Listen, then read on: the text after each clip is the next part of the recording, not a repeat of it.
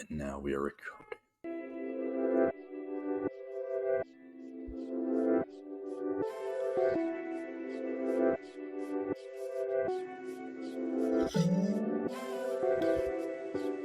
Good afternoon, Tuscaloosa.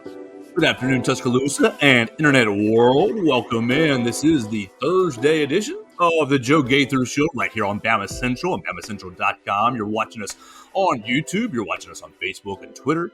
Listening to us on Spotify, Apple Podcasts, and on Amazon. We're going to have a beautiful Thursday. I hope you guys have had a great week. We want to thank our friend, Coach Jarris McIntyre, joining us on Monday to talk about Jameer Grimsley. If you missed that episode, you can jump back on the Monday episode, any of those previous locations I just mentioned. We appreciate Coach McIntyre joining us to highlight Jameer Grimsley.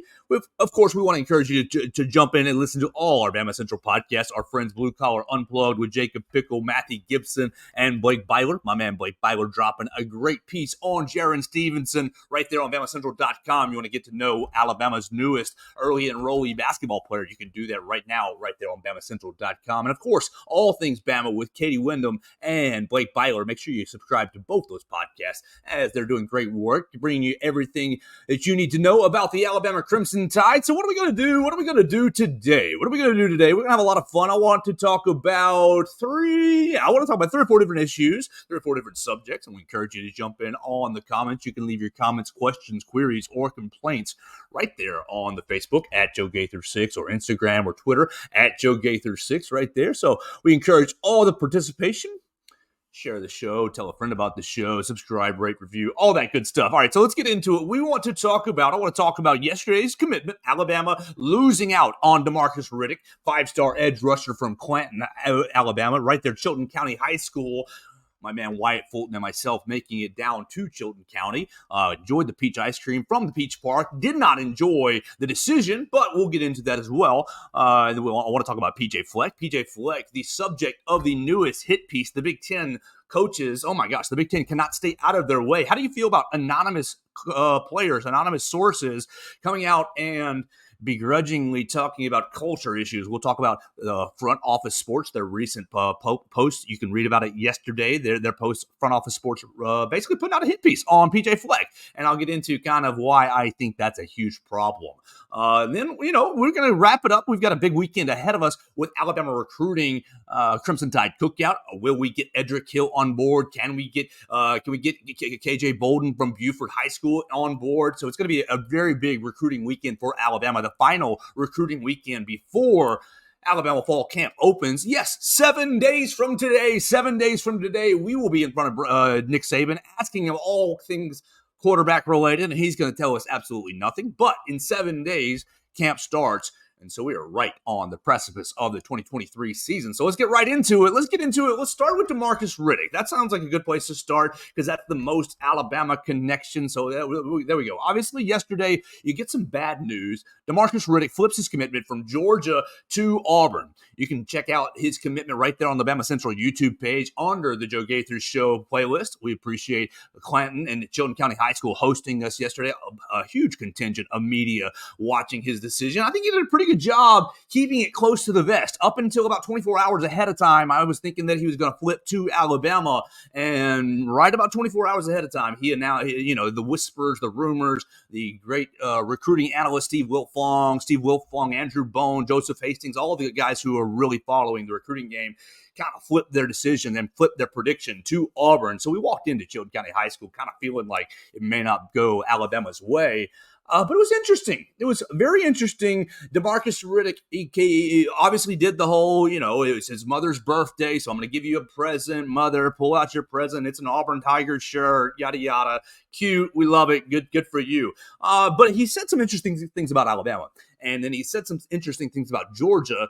And so we'll talk about that, and we'll get into what it means, where Alabama can pivot. Okay, so Demarcus Riddick, first off, he puts on the Auburn hat, and you can see that again on Bama Central's YouTube page. He puts on the Auburn hat, and essentially, does the hug with mom and dad, and, they're all excited. Literally, the whole auditorium exploded. It sounds like lots of Auburn Tiger fans were on hand or were in the McKee Auditorium yesterday. So great. You have the post, like the euphoric moment, 30 seconds, and then he gets back on the microphone.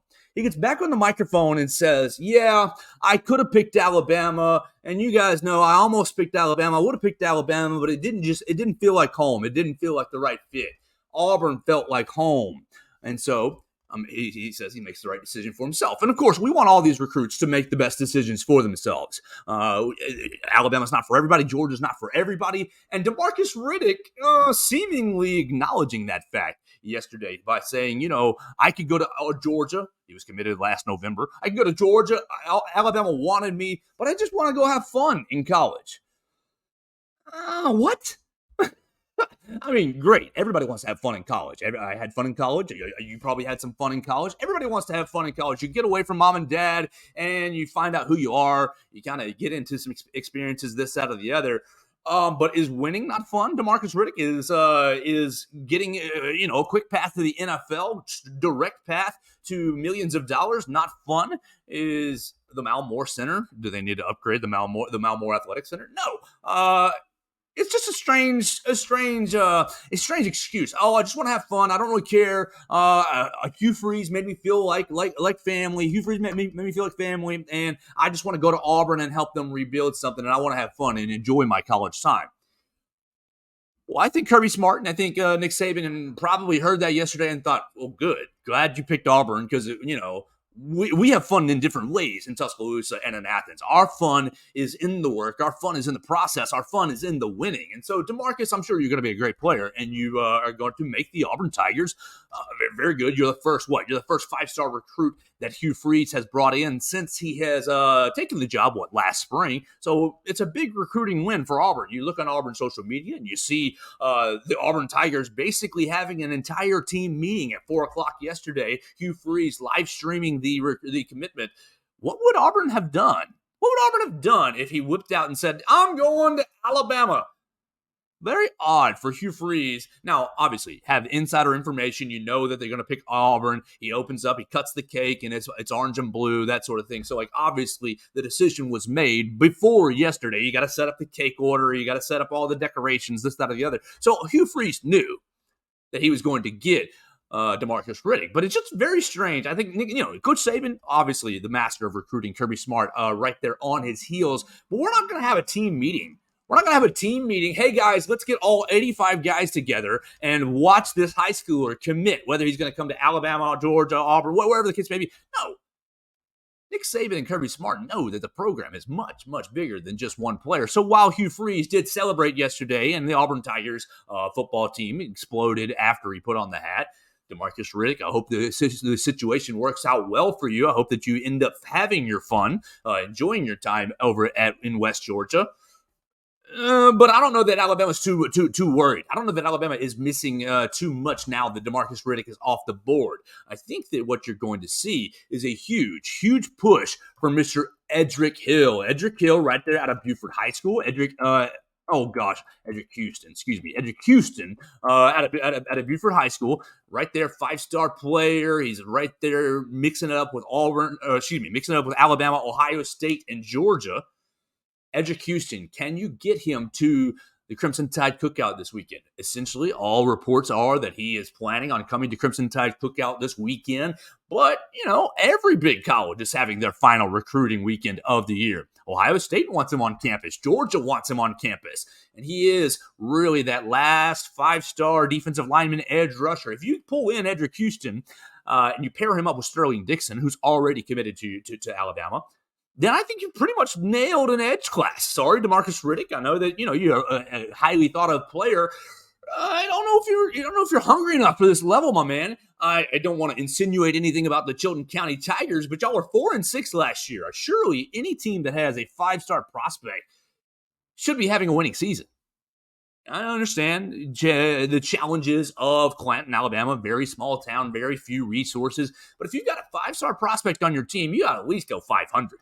I wonder, if Mr. Demarcus Riddick really did find his true fit with the Auburn Tigers and everything really will work out well for everyone. Alabama will pivot and scoop up Edric Houston. Georgia ended up getting a linebacker from Texas earlier in the week, the number one inside linebacker in the country. So Georgia's just fine. Obviously, we don't care about Georgia. We're chasing them down, the 2-time national champions. But everybody, it's going to work out for everybody. And it worked out for myself and Wyatt Fulton yesterday, heading out to the Peach Park.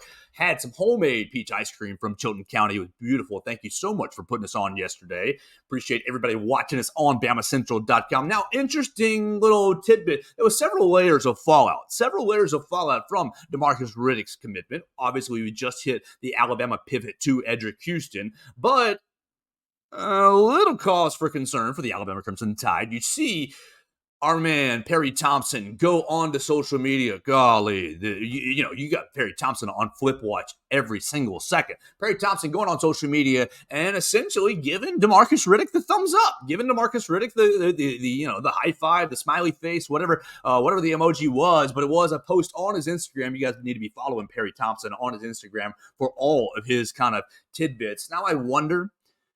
Part of me thinks that Perry Thompson likes the attention. Part of me thinks that he likes messing with the Alabama contingent and the Auburn contingent, staying in kind of the spotlight. Now, Perry Thompson is a huge target. Will he be at Big Cat Weekend this weekend at Auburn, or will he go to the Crimson Tide Cookout? Really, wherever he goes, I think you're going to see him end up playing for that school. Yes, he's committed to the Alabama Crimson Tide, and you want to see him stay committed, him and Rico Scott as your pair of wide receivers, because if you lose Perry Thompson, Amari Jefferson next week, who's making his announcement now on August 5th, becomes a huge target. And Amari Jefferson is basically in Tennessee's pocket right now. I believe, Amari Jefferson is loyal to Tennessee based off the baseball scholarship that was offered to him. I think that he wants to try playing both sports in college. Amari, that's not going to work out for you, brother. It very, very rarely works out playing SEC baseball and football. You're going to have to pick or choose. But you lose Perry Thompson to Auburn, you lose one of your five-star wide receivers. You got to go out and replace him. And if Amari Jefferson is going to end up at Tennessee, and you're starting to run out of prospects. You're starting to run out of options. Now, obviously, Alabama in the 2025 class, the class right after it, has two absolute superstars. Probably, honestly, no disrespect to you, Perry Thompson and Rico Scott. But I think I'd trade Ryan Williams and Jamie French right now for that pair. So, Alabama, it's not doom and gloom. If Perry Thompson ends up at Auburn, of course, Hugh Freeze is going to get in there. Mr. Yellowwood, Mr. Tim Cook, Mr. Auburn is going to get in there and use NIL to their advantage. Everybody on the family, you wouldn't understand. It's Auburn down here. They're going to use Yellowwood, and I'm sure you're going to see Demarcus Riddick in a Yellowwood commercial very, very soon. And look, everybody's using NIL. Auburn's going to get a couple. At this point, 16, 17 years into Nick Saban's tenure, you don't worry about the guys you lose. You basically focus and celebrate the guys that you get. So, Demarcus, good luck for you, sir. We will be against you in the Iron Bowl for the next 3 to 5 years, unless you hit the transfer portal. We'll be against you in the Iron Bowl. But other than that, we'll pull for our in-state players. So what are we going to do next? You might have heard the L train right behind me. I am not in Tuscaloosa today. I am up in Chicago, Illinois. Why? Because my boss, Chris Walsh, wrote right here the Chicago Bears preview on BamaCentral.com. And so I felt like because we put out the Chicago Bears preview today on BamaCentral.com, I got to get up to Chicago, try to get into training camp. Training camp opened yesterday right here at Hallis Hall. We'll try to get over there for tomorrow to see if we can sneak into practice, see Eddie Jackson, see Terrell Lewis, and see Alex Leatherwood. We'll have a little quick talk on the Bears as they are our featured team on BamaCentral.com today. Very convenient for me. Well done, Chris Walsh. Look, you're looking at the Chicago Bears, and if you don't care about the Bears, no problem. Hit the fast forward like 10 times, and we'll be done, and we'll move on to the next topic. But we're highlighting all of the NFL teams as we are, 4 weeks away from the start of the NFL season. September 10th, I believe, is the first game for the NFL season. Obviously, the Bears are hosting the Green Bay Packers. Make me throw up all over my screen. But Bears hosting the Green Bay Packers for the season opener, and we are highlighting each and every NFL team on BamaCentral.com and the Alabama connections. Make sure you look. Yesterday was the Carolina Panthers. It took Bryce Young all of half a practice to earn quarterback number one role, the quarterback run role from Frank Reich. He's halfway through the practice and dropping dimes to Adam Thielen, and he's already been named the starting quarterback for the Carolina Panthers. But that was yesterday's focus on BamaCentral.com. Today's focus on BamaCentral.com are my Chicago Bears. And we have 3 Alabama connections currently on the roster. One, you all know and love, Eddie Jackson, Bo Jack. He is back there manning the defensive backfield for the Chicago Bears. And Bo Jack has been pretty vocal this offseason saying he wants to turn in the best Bears safety season ever. Whew. Be still my beating heart, Eddie Jackson. I think that that would be an amazing thing. It would obviously turn into a successful season for our Bears. But Eddie Jackson, you're going to have to go back and beat your 2018 season, where I believe you turned in 3 defensive touchdowns and had 6 or 7 turnovers. But I think you can do it this year with Jaquan Brisker and company playing next to you. Jaquan Brisker, strong safety from Penn State. You have Jalen Johnson. You have Kyler Gordon from Washington and Tyreek Stevenson from Miami, all in the defensive backfield. Where's Jalen Johnson from? Oregon State? No. I'll have to remember that. Brain fart on Jalen Johnson, what school he went to. But look, the defensive backfield for the Bears is going to be very, very good. Now, the run defense, not so good.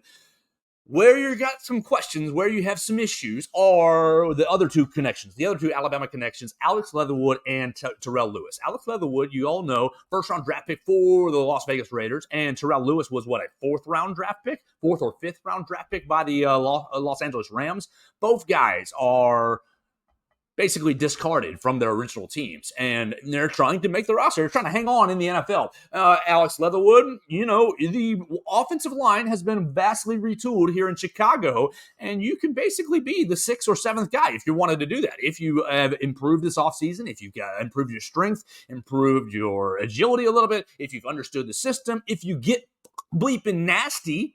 That's going to be the code word for the Chicago Bears offensive line this year. Bleeping nasty. I heard Ryan Poles talking on the radio as I'm driving into Chicago, describing new first-round draft pick Darnell Wright as a prick.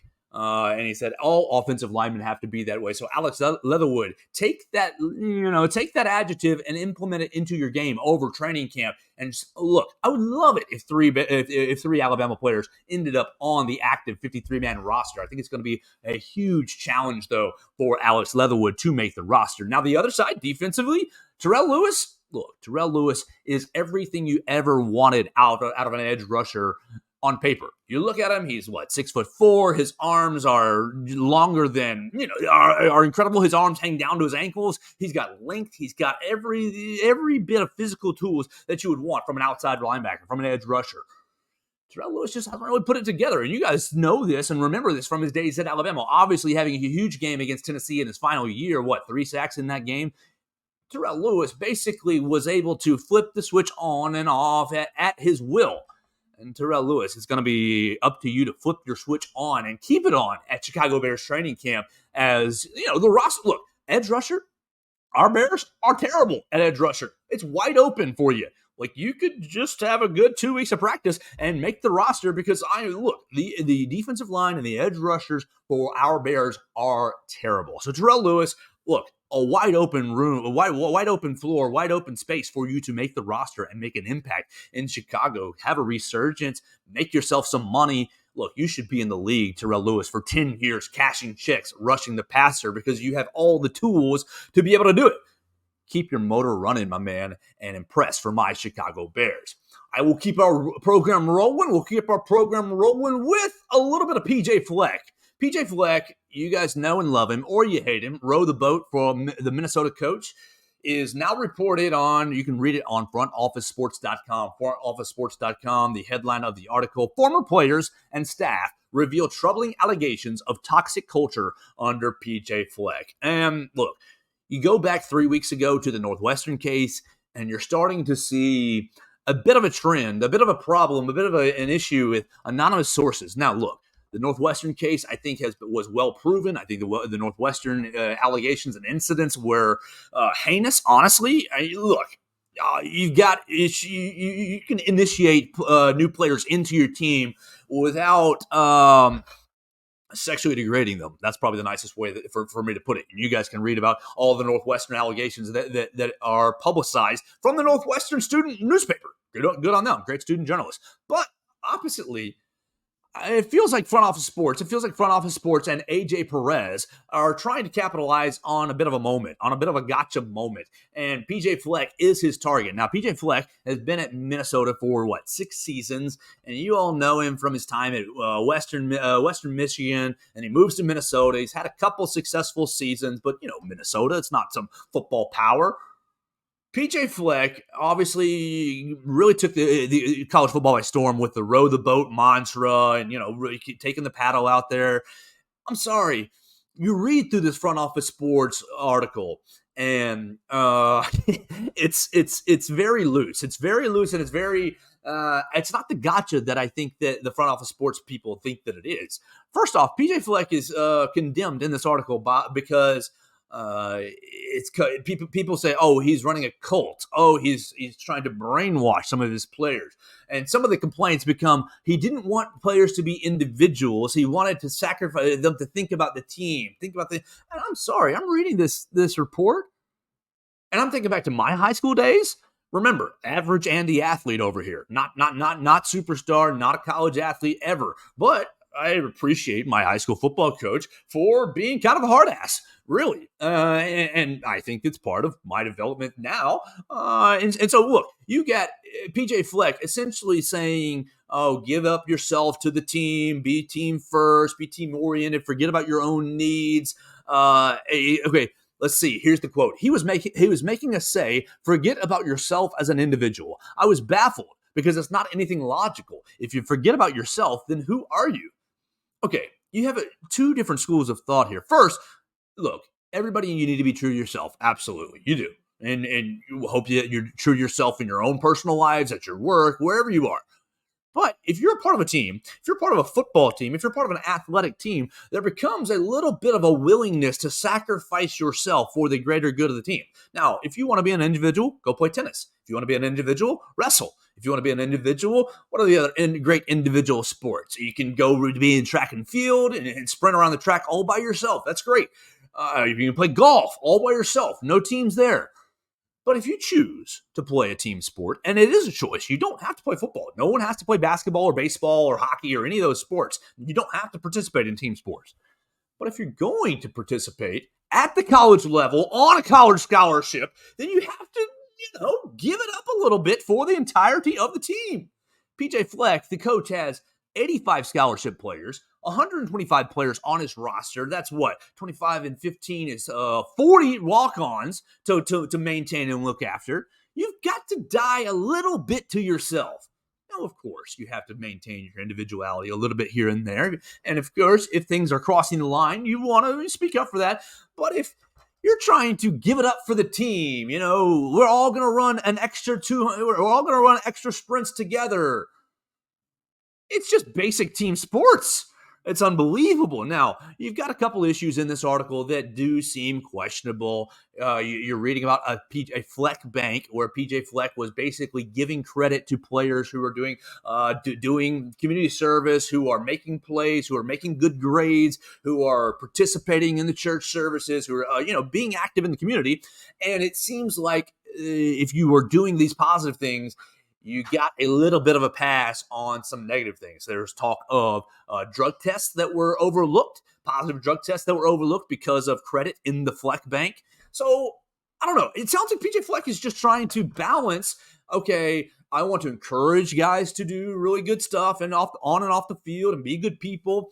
And if you make a mistake by failing a drug test, marijuana, whatever the case may be, or whatever drug that they're into, like sometimes as an 18, 19, 20-year-old, the best course of action is to, pull them aside, have a little bit of a one-on-one. Hey, buddy, are you feeling okay? Now, you get into later in the article, PJ Fleck wanted everybody to answer, hey, how are you doing today? I'm elite was the answer. He wanted to make that the team mantra. I'm elite. Hey, listener, how are you doing today? And he wanted everybody to respond, I am elite. Now, I'll be honest, I don't feel elite every day. I don't. But you gotta there's a little bit of an attitude of fake it till you make it. There's a little bit of an attitude of, Joe, I'm not on ESPN right now. I'm not, Pat McAfee, #1 show on YouTube. But there's a little bit of fake it till you make it. I'm going to believe that I'm talented enough to be hanging out right there with Pat McAfee. One day, myself and Pat McAfee, myself and Dan Levitard, myself and everybody who was doing this game at a high level. There's got to be a little bit of fake it till you make it. Now, of course, there's got to be room for, hey, I'm really not doing okay, coach. And it sounds like there was room in this article. It talks about encouraging players to go see counselors, mental health counselors. And the anonymous sources, the anonymous players say, "Oh, we didn't have time. We didn't have time to do that." I'm sorry. At some point, look, I'm all about getting a story right, and I'm all about uncovering nefarious activities. I am. I think that college sports needs to be on the up and up, and players and coaches, everybody needs to be. You have that level of trust. I'm going to take care of you. You take care of me. We're all working for the same goal: wins and degrees, and and big money and notoriety, all kinds of good things, national championships. I'm sorry. If you're at Minnesota, you gotta have to fake it till you make it. You're gonna have to, die to self a little bit. You're gonna have to work very hard. There's extra aspects in this article that PJ Fleck would use physical feats, or you use physical tasks to punish players. Meaning you're gonna run, you'll run sprints, or you run stadium stairs, or you run hills, or whatever the case may be. You do bear crawls. One of the pieces says, I did bear crawls for 200 yards. Let me find that quote. Bear crawl, 400-yard bear crawls on hands and knees, moving up and down the practice field, or having to do burpees until you throw up. The second player told Front Office Sports. I'm sorry, if you have never competed in athletics, if you have never worked yourself out to a point where you're throwing up, then you haven't worked hard enough. I'm going to go back to my average Andy days as a high school athlete. I can remember a handful of workouts where our coach pushed us to the point of, oh my gosh, I am throwing up. I have lost my breakfast. Did my coach hate me? Was my coach trying to kill me? No, he's trying to push me to my limits. He's trying to push me to my limits to one, if it's a punishment, as is alluded to in the article, so that you don't do whatever action got you punished, whether you're late for a team meeting, whether you didn't go to class, whether you failed a drug test, whatever the case may be, whether you missed an assignment on the football field. The punishment is supposed to suck enough to where you don't do the crime again. Come on, this is like basic 101. And then on the flip side, if it's just working out, if it's just preparing for the season, Coach Bryant. Coach Bryant, I want to push my players harder in the practice than it is in a game. Because if a player is going to quit, I'm paraphrasing the quote, but if a player is going to quit, I want him to quit in practice and not in the game. Coach Bryant 101. So this is just sounds like a load of hooey, in my opinion, from Front Office Sports. And usually I like Front Office Sports. Usually they do a very good job. They're talking about, it goes on to talk about, a report calls the Minnesota athletic director to develop better policies for oxygen deprivation training, massage therapy, and develop formal processes for education and compliance analysis regarding student-athlete health and safety. Okay, there's some aspects of this article that you do need to have. You do need to have proper medical care out of there, and you do need to have all your coaches, CPR certified. You do need to have all your coaches adequately educated in, this player is beyond I'm pushing him too far and into danger. So look, Front Office Sports, this seems like a big gotcha article from about PJ Fleck, but it's all going to result in nothing. He's still going to coach at Minnesota. Now, look, why do we care about Minnesota? They're going to be, bottom tier of the Big Ten forever. PJ Fleck seems like a hardworking guy. Seems like he's got a lot of, I think, good things going on for him, but you're coaching at Minnesota. You're not coaching at Ohio State. You got to get out of there, get to a place that has better resources and better recruiting lanes for you to find more success. So, look, PJ Fleck, I think this article is a bunch of hooey, and honestly, it's got me a little bit like we need to be careful with anonymous sources. We do. I think they did a good job with the Northwestern case, and it sounds like Northwestern has a community-wide problem, not just the football team, but you've got issues with baseball, and I believe you've got issues with volleyball that are coming out, being reported throughout the summer by the Northwestern student newspaper, and good on them.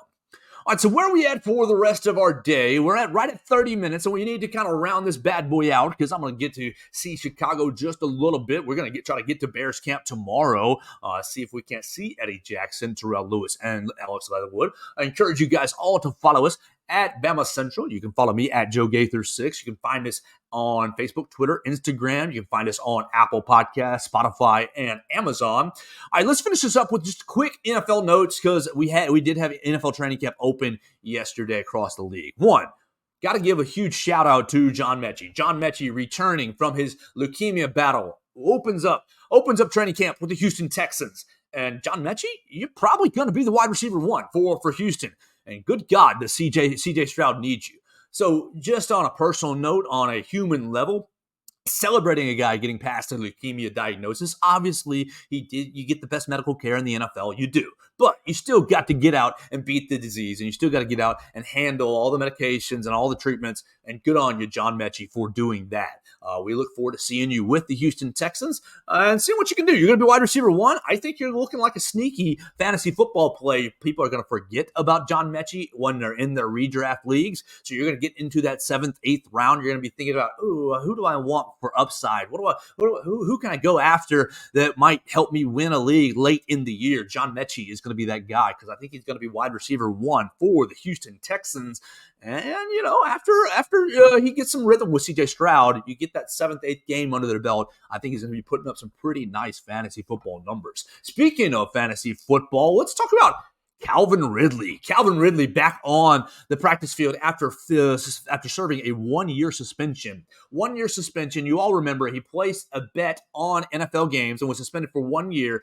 Calvin Ridley coming out yesterday saying, I'm here to get my name back.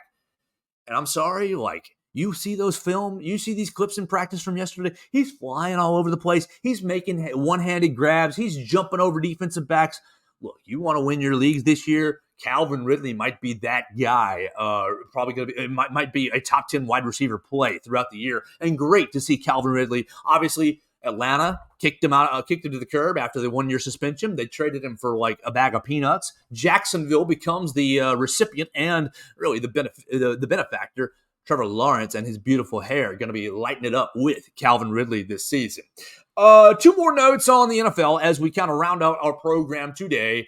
If you didn't see it, you can look out on roll call right there on BamaCentral.com, right there in the bottom right corner. Today's roll call was written by Wyatt Fulton, and he highlights my man Tua Tagovailoa's tattoo. All right, I don't care if you guys are pro or con tattoos. Tua Tagovailoa has this sick arm sleeve, Samoan arm sleeve, all the way down his right arm, and he says it is an ode, or he says it's representative of his new son, the son that was born last year. The son Ace is what he called him. I don't know if that's his official first name or if it was a nickname.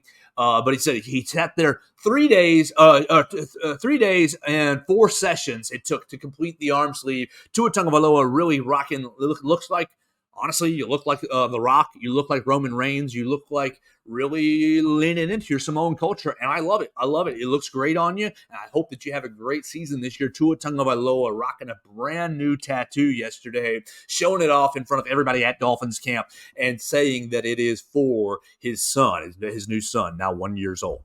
Last football note for the day, and I'm going to round it out right here with, what am I going to round it out with? Let's round it out with Mac Jones. Mac Jones is going to be under the microscope this year, big time. And I think a lot of the New England Patriots, look, you're going to get huge scrutiny for all 4 Alabama quarterbacks: Bryce Young, Jalen Hurts, Tua Tagovailoa, and Mac Jones. Mac's going to be under the most pressure because Bill Belichick doesn't play around. The problem is Bill Belichick didn't give him any help. You're going to be throwing to Kendrick Bourne and Devontae Parker, the decrepit Devontae Parker, Hunter Henry. Look, New England doesn't have a running back either. Sure, they got Bill O'Brien, and I know all you Alabama fans just love that. Well, we do love him departing Tuscaloosa, absolutely. But he's, a lot of the New England fans who didn't really pay attention to the Alabama offense over the last 2 years think that he's going to fix everything. Why? Because it's not Matt Patricia. It's not a defensive coordinator calling the plays. It's not Joe Judge, a special teams coordinator, calling the plays. I don't quite know. I think the Patriots are looking at a last place finish in the AFC East. You see Aaron Rodgers yesterday giving the Jets $35 million worth of space, worth of inventory to go spend. And then boom, today, Dalvin Cook is in New York visiting the New York Jets. So look, the Jets are loaded. The Bills are loaded. The Dolphins are loaded. I'm sorry, Mac Jones, you're looking at a last place finish in the AFC East. And if you followed my career at all, you know I'll finally be vindicated on the Mac Jones being the least talented of the four big Alabama quarterbacks. I know that gets a lot of attention every single time I lean into it. I know Mac Jones had a great 2020 season, led Alabama to a national championship, and you cannot ever take that away from him. Just as a quarterback, he's just not my favorite, not my style. And so I think he's in for a very difficult year. Yes, you got a new play caller, and maybe that will help you a little bit, but the talent around you is still not very good up there in New England. So that's going to do it for our program today. We'll wrap it up right here. We want to thank everybody for tuning in on Facebook, on Twitter, on YouTube, everybody watching us or listening to us on Amazon, on Apple Podcasts, and on Spotify. Go tell a friend about the program, The Joe Gaither Show on BamaCentral. You can tell them how big of a buffoon I am, or just talk about all our great recruiting nuggets and news that we always bring. We're looking to catch up with a couple more recruits in the next week. Casey Poe told me he'd jump on the show, but he's at church camp at the moment. So Casey, enjoy church camp. We've talked to Anderson Green, the Northridge punter, just a little bit. We'll try to get him on the show as well. Obviously, we want to we'll chase some of the other guys that we haven't had on. Caleb Oldham, Zabian Brown come to mind. Those guys come to mind. So we'll try to get as many recruits on as possible. Oh, here's how I'll finish it, because I want to get Cannon Claycomb on the program. I want to get Cannon Claycomb on the program, and you guys are probably like, that's not a football player. Who the heck is that? Cannon Claycomb is the is the leader of the Alabama golf team coming into this coming season. And Cannon Claycomb got preseason ranked 14th in the country, day before by PGA Tour College. They basically go out there and rank the golfers. Obviously, Gordon Sargent ranked very, very high from Vanderbilt. But our man, Cannon Claycomb, ranked 14th. I do have a contact for him. I'm going to try to bring him on the show because I've heard he's a riot. I've heard he's a fun guy, and I want to talk about golf. I want to see if he can give me any tips because I stink at it. I love it, but I stink at it. We will venture out to see if we can get Cannon Claycomb on the show in the next day or so. So tune in to us tomorrow. We'll be back, same bat time, same bat channel, right here on YouTube, Facebook, and Twitter, right there on Spotify, Apple Podcasts, and Amazon. For you, the listener, I'm Joe Gaither. My boss, at Chris Walsh, at Writing Walsh on the Twitter machine. You can follow BamaCentral, at BamaCentral. Keep up with all our great work. Read BamaCentral.com. You can check out all our profiles. Jaron Stevenson on the cover right now. The Bears profile on the right-hand side. Roll call at the bottom. Everything you need to know about Alabama right there on BamaCentral.com. So that's going to do it for our program today. We'll be back tomorrow for another edition of The Joe Gaither Show on BamaCentral and BamaCentral.com.